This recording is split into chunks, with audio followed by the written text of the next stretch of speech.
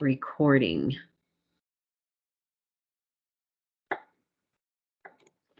Okay, so this is so what the first thing you want to do is you want to go to About, scroll down to Programs, and Air is the first one. You want to go to Air Quality Bureau. Okay, let me check on something really quick. I think someone else is signed in. Okay. I'm admitting the people as they sign in, so you can keep going with your presentation. Okay, thank you. And if you could also keep track of the comments. So this is what our web page has been transferred to. So it looks a little bit different. This is the Air Quality Bureau. There's several sections here. We're interested in emissions inventory. It's right in the middle. There's a hyperlink. You see where my cursor is. We're going to click on emissions inventory. And from here, you have 3 hyperlinks, which are important. These are the 3, especially these 2 are going to be the most important for you. So this first page, this is like the introductory page, and it's talking about why do we do an emissions inventory? We're required to by the Clean Air Act, and EPA has certain rules for us to follow. So we follow several rules, plus our state regulation is 20.2.73.300 of the New Mexico Administrative Code. So here, let's click on submitting your emissions inventory. This is where the information that you're looking for is going to be. And the first thing that we put on here is who is required to submit. And in the regulation 20.2.73.300, it applies to all sources with the potential to emit, which is PTE, or actual emissions of over 5 tons a year or more of lead or lead compounds, or 100 tons per year or more of the criteria pollutants, which includes PM particulate matter 10, particulate matter 2.5, sulfur oxides, nitrogen oxides, carbon monoxide, and volatile organic compounds. So that's SOx, NOx, CO, and VOCs. The due date, as usual, as stated in the regulation, is April 1st. And to access AIR, you can click on this button right here where it's a hyperlink where it says AIR, AEIR. We don't have a picture anymore. So one of the first things, I want to go over some frequently asked questions and talk about a couple of things that did change. But I've been receiving phone calls and emails about accessing AIR. So if you want to, if you're new to this, which several are, because there seems to be a high turnover in oil and gas, is instructions to access AIR. Go to this link, and first you need to get access to the secure extranet portal, and you can click on this link and it will take you there. And if you use this document, it will walk you through exactly what you need to do and how you fill out all of your paperwork, all the information that's required for your profile. Then I receive an email and I can approve it and give you access to the air emissions inventory. So SEP is an umbrella of about 80 different applications, and one of them is AEIR, which we just call AIR. And then it continues with the document on everything you need to fill out. You need to fill out 5 questions. You need to do the Chrome Air part. So that's all there. Please go through and do that. Once you receive approval, then what's in your approval is going to be a password so you can access AIR, and from there you can get into the company. Like, let's say you work for Devon, then you can get into Devon and request what role you want, whether it's a facility admin or a submitter. Submitters usually for people who are contractors who are submitting the emissions inventory information. And certifiers should be somebody from the company itself, not a contractor. So then it goes to the facility admin or to me for approval. So it's important you have a lot of information here on how to access AIR. Be sure to look at this. And if you have any problems, then you can always contact me. And all the contact information is right here. It's a list of Bureau contacts. I am the primary emissions inventory person. I'm the only emissions inventory person at the moment. Also, there is a guidance document. It is in the process of being updated, and I believe by next week it will be approved and then uploaded into this. But the changes aren't so many that you can't, that it makes this document irrelevant. You can still look at this document. Also, creating a new submittal in AIR. You can go to this, it's on YouTube.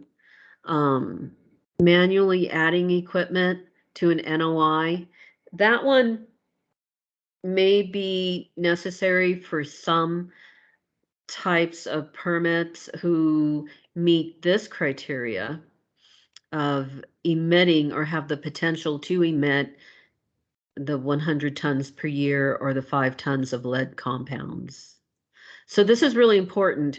So for years, we have always collected Title V data, and we still are. This year, we're still, if you've been submitting Title V, your Title V data, then you still need to submit this year. That's a requirement. Now, for 2020, we collected all the minor source information that included all the GCP 1, 2, 3, 4, 5, 6, the GCP oil and gases and the NSRs and the NOIs. This year, we're not doing that exactly that way. We're only collecting those facilities and those permit types if you meet this criteria. So if you have the potential to emit and you're an NOI or an NSR or a GCP, then if you have the potential to emit more than 5 tons of lead or 100 tons or more of one of the criteria pollutants, then you must submit an emissions inventory with your actual emissions. Yes. And also, if you actually emitted over 5 tons per year of lead compounds or 100 tons per year of one of the criteria pollutants, then you must submit. Now I want to talk just a moment about GCP oil and gases. I understand that for GCP oil and gases, what they do is they remove the fugitive, the possible fugitives, so you can fit into a GCP oil and gas, and that is your permit. Now, when you are calculating your emissions, your actual emissions for 2021, those fugitive emissions must be calculated and added in. So, and if that brings you over 100, then you must submit your actual emissions. Is that clear? Let me know if you have any questions regarding that. And that's true for Title V's. You have to add in your fugitive emissions. You have to add all of the emissions, your excess emissions also. Okay, so let's go to the 2021. Yes. There's a question in the chat that says, are there different instructions for a consultant to gain access to a facility's profile? No. No, it's the same process. It's the same procedure. You will need somebody from the facility itself, from the company to approve you. If as a contractor, you'll probably be submitting, or if they want you to be a facility admin, that happens too. I can approve it, or somebody from the company can approve it. If you have any problems with that, just give me a call, but the process is exactly the same. Okay, so that's what's different, is that everybody now is subject to possibly submitting emissions inventory if you have the potential to emit, or if you have actual emissions of these amounts written in the very first paragraph here, part of our regulation. So let's move on to, I want to look at the FAQs. If you get a chance, you want to look at this, because that's the first one. Who must submit an emissions inventory? It's the same thing I've gone over. Any source which emits or has the potential to emit. Okay.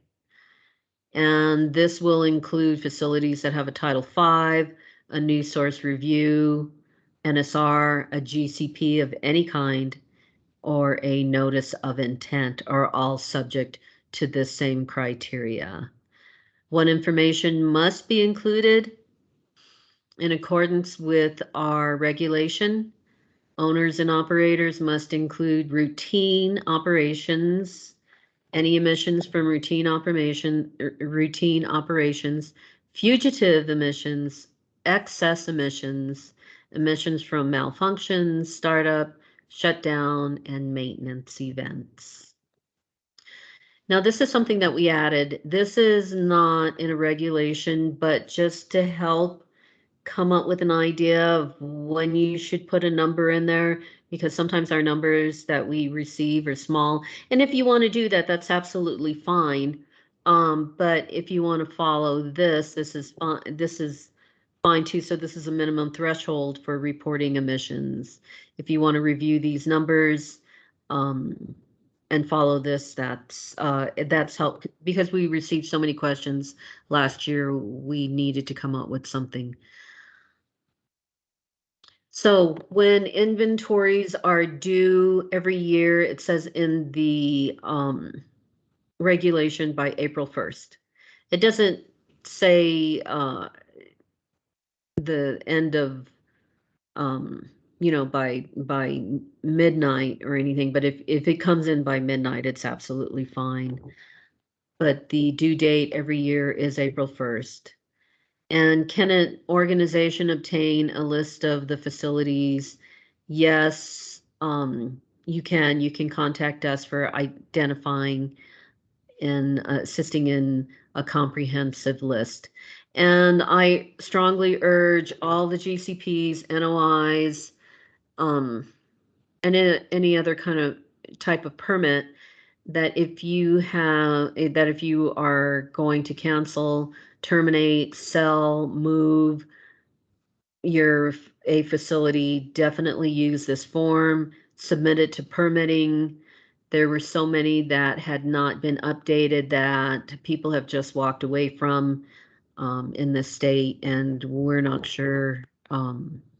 So we're hoping to enforce that. So if your facility did not run, but it is active, if you open up air and it shows that something does come up, the facility appears, that means it's still in our books as active, still in our database as active. So it's important that you submit, if it was canceled and you don't want to run it anymore, then you need to submit the permitting administrative multi-use form, also known as a PAM, and let us know that. But if it did run at all in 2021, then an emissions inventory must be submitted. And even if the facility did not run, but the permit is active, then you must submit an emissions inventory for that facility. So whether it ran or not, the determining factor is that it was active in our database, so therefore you must submit an emissions inventory. And there's an easy button. Let's say it didn't run, but it's still active in our books. There's a button that says you can zero out emissions. So calcatenate, Eric will go over, and let's see what else I need to.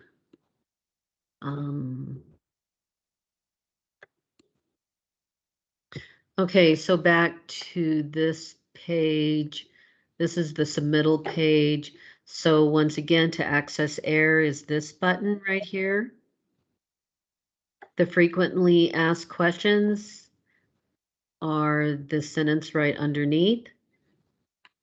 Right now, we don't have another training session planned, but we may plan one for February, depending on the number of questions. I'm certainly not going to do as many training sessions as we did last year. We also recorded many of those training sessions.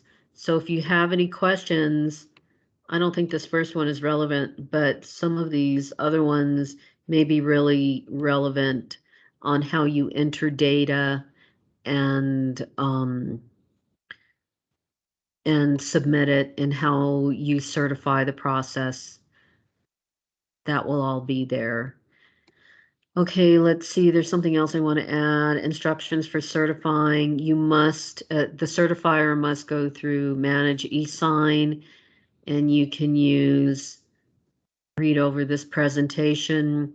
The electronic subscriber application and agreement, the ESAA, for AIR is only appropriate if the certifier cannot receive approval through Manage eSign.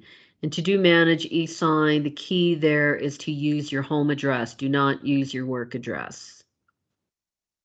Okay, and that will say that in this slide. So I'm just going over, this is information we put together over the past 2 years, and it is still very relevant. We are still accepting XML. Excuse me. And information on all of that is in this area. And accessing AIR is here.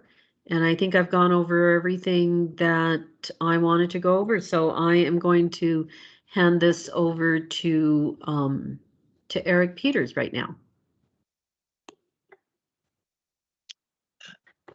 Okay, so on the main emissions inventory page, the second link is calculating air emissions. You click that. So that takes you to the calcatenate page, which is an air emission calculation tool that can be used to calculate your emissions. You can use either AP42 or equipment specific factors, and then calcatenate will it will populate your emissions inventory XML file, and then you can upload that file into AEIR and to complete your inventory, hopefully quickly.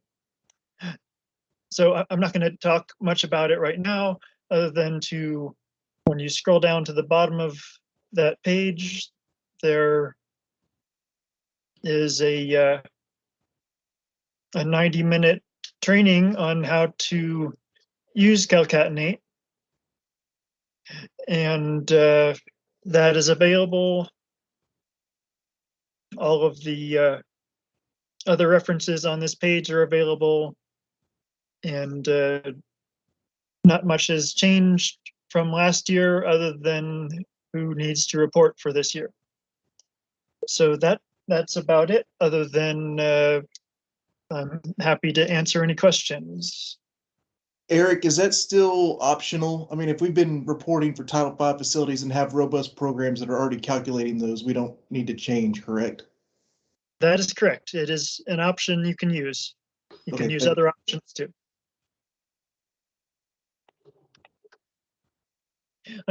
There was a question in the chat earlier.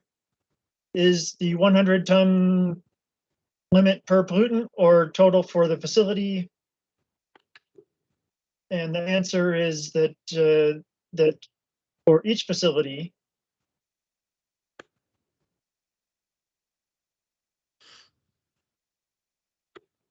Well, it's, so if you do have an NOI that emits less than 100 tons, you do not need to submit your inventory for that this year. But if that NOI goes above 100 tons for 2021, then it is required to be submitted for the emissions inventory. Does that clear up the confusion?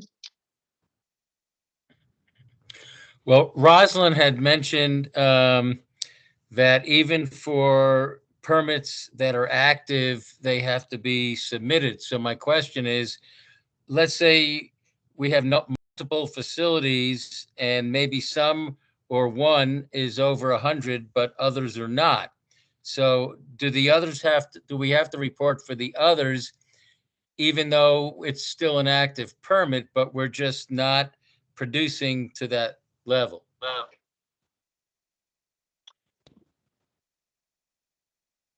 So each facility that goes over 100 tons per year would need to report. So that, I guess the gray area is, what if a facility went over 100 tons for 2020, but was inactive in 2021, or otherwise didn't go over 100 tons in that year? I'm thinking that in that case, unless it's a Title V permit, it would not need to report. What do you think, Rosalind? you know what? I zoned out because I was thinking I needed to remind everybody, don't submit greenhouse gases. So could you repeat that? Let's see. Yeah. So the question is, if you have a facility that emitted over 100 tons in 2020, Mm-hmm. but doesn't have a Title V permit and was not active or did not go over 100 tons in 2021, does it need to report for 2021? If it did not go over 100 tons of actual emissions, then you do not need to report. But if you have the potential to emit over 100 tons, then yes, you do need to report.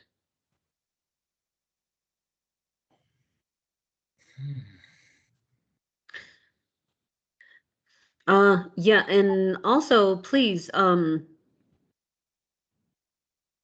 you don't need to submit your greenhouse gases this year because we have worked it out with EPA that they will supply us the information now. Okay, and just to be clear, that includes Title V facilities, correct? Yes. Okay, thank you.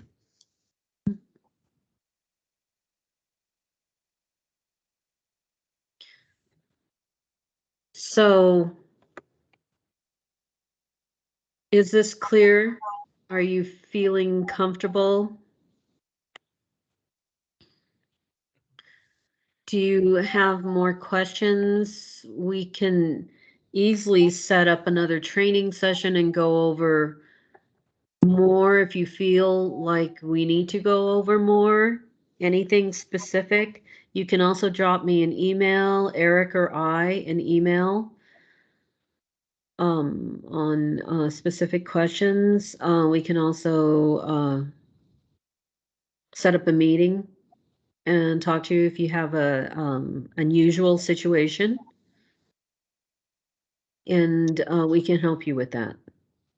There's another question in the chat. Do you want to look at that? Or should I can read it?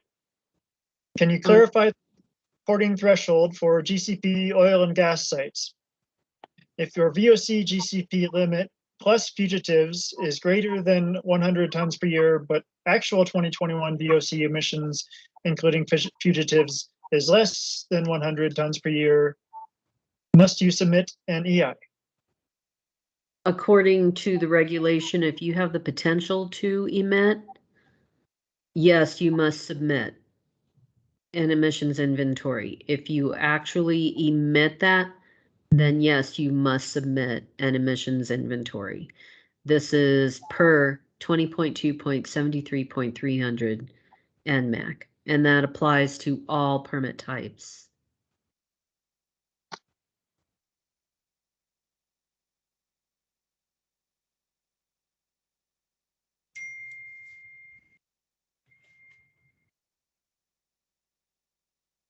Sufi, do you want to add anything?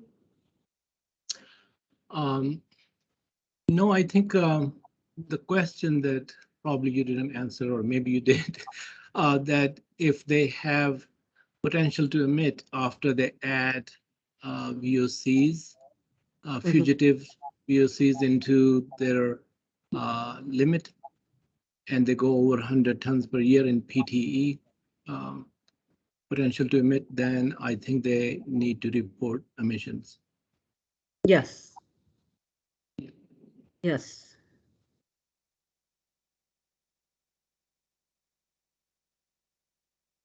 Okay. So we weren't thinking this was going to take the whole hour. If anybody else doesn't have any questions, we can wrap this up. If you don't want to say anything in front of everybody, that's absolutely fine. You can drop me an email and let me know if you'd like more information. Right now, this is the only training session we have. But if there's request for more, like I said earlier, we certainly can do that.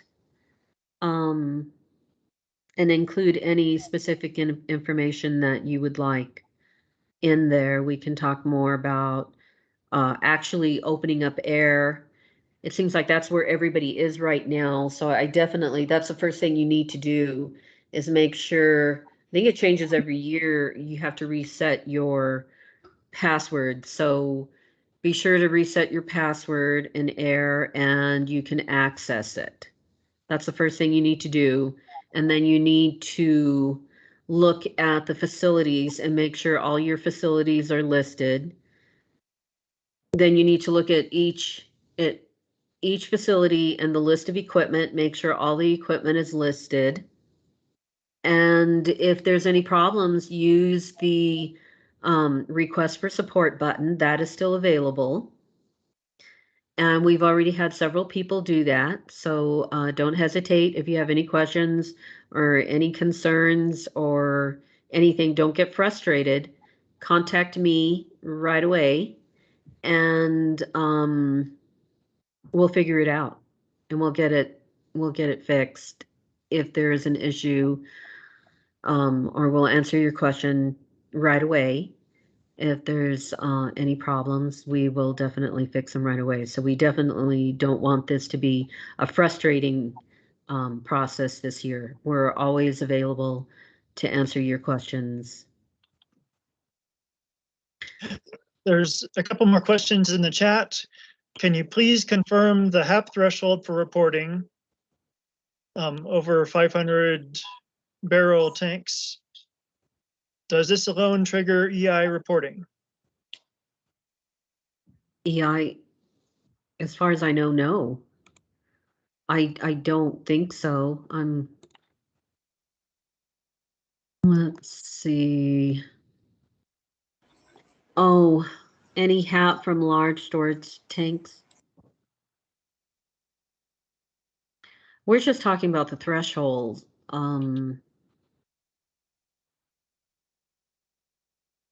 No, because we're not, HAP is not, reportable pollutant anymore.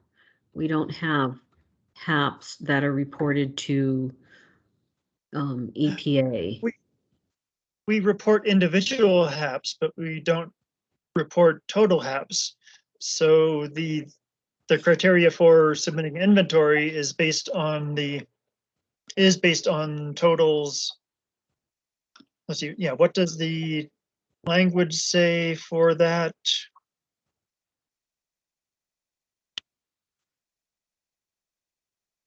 Yeah, it's just talking about lead, particulate matter, sulfur oxides, nitrogen oxides, carbon monoxide, and VOCs. Okay. Unless there's a different paragraph that I'm not aware of.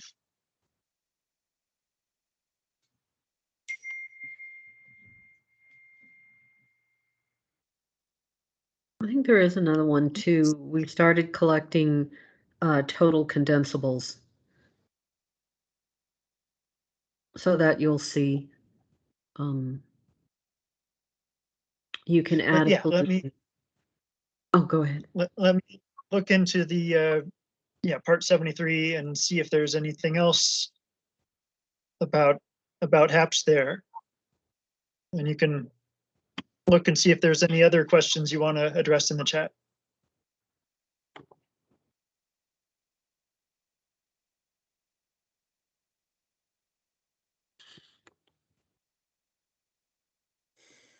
Okay, give me a second. Oh, can you direct me to the definition of a fugitive as it pertains to reporting requirements? Yes, I wonder where that would be. That definition for a fugitive, I would imagine is under 73. Let me look it up right now.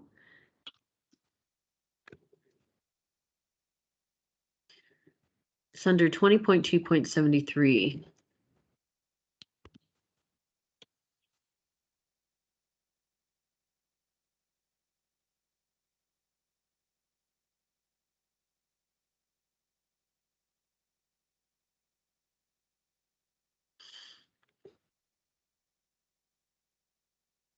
Fugitive emissions are those emissions which could not reasonably pass through a stack, a chimney, vent, or other functionally equivalent opening. That's in 20.2.73.7. Okay, does that help? That was for Sarah. Let's see, just to be clear, the next minor source. Oh, yes, Blake, just to be clear, the next minor source EI will be for the year 2023 due in 2024. Yes, April 1st, 2024. And I think they are looking, C&E is looking at anything that's late. So definitely be mindful of the date. Jennifer, can you please confirm the HAP threshold? Okay, so Eric's working on that. Let's see, Selena, can you go over if there are any changes to the greenhouse gas reporting? Yes, there is a change. We're not doing it. So it's still going to be active, but you can ignore it.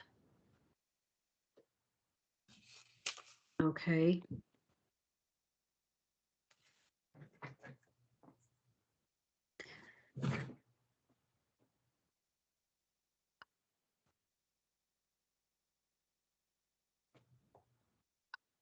And I know some people don't seem to have access to the chat. So if you want to unmute yourself and ask a question, please feel free. And I am going to stop recording.